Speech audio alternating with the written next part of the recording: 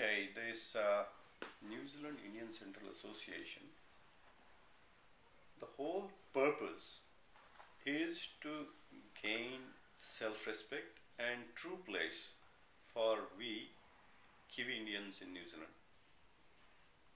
We have arrived here about 150 years ago. At that time, the purpose was that it's a farming community coming to New Zealand and mostly from Punjab, and the people who were coming from Gujarat, they were more or less small business owners, and the focus was chalo ji dairy banate hain and all that. And that's how today many corners in New Zealand understand Indians as. But this is not modern Indians. Modern Indians are technocrats, bureaucrats, businessmen, all sorts of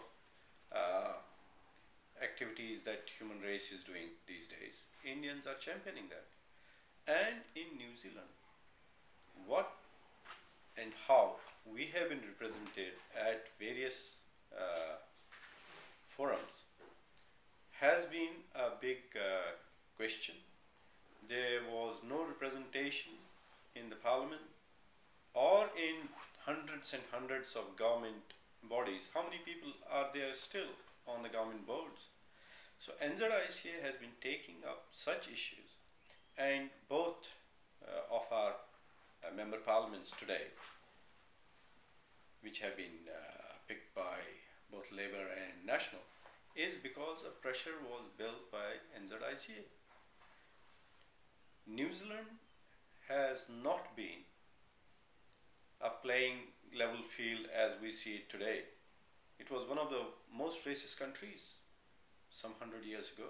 And how our forefathers worked on it, and how they slowly and slowly fought one legislation after another to bring it to the current levels.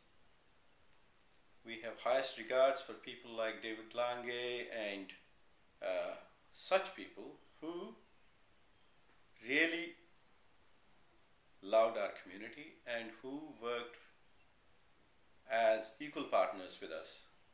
Today, we see there are still issues in immigration, social development, there are issues in health sector, there are issues in security, and go and see the website of immigration. You will find that there are some job and visit opportunities for students from overseas, European countries, and even Southeast Asian nations, and even China. And you won't find Indians there. So the responsibility of NZICA, its branches, is to ensure that we get equal footing everywhere. This is also a platform for people to link to their proud roots, an opportunity for people to have a networking within the community, for the children to pick up where they belong to, and proudly. We as a community need to impress upon our home country, India also, that what they're doing currently is not acceptable. The way Government of India is not even able to send a High Commissioner for last 6 months shows how casual their approach is. Then, when at international fora, a country like New Zealand has to vote in favor or against India, they show that by it's a reflection of what India has been doing. There is not even a body for FTA formed after elections in India. Whereas if you hear in New Zealand, they will say, yeah, we're working on it and it's going to be soon, this, that. If anybody can make a study of how much benefit China and New Zealand FTA has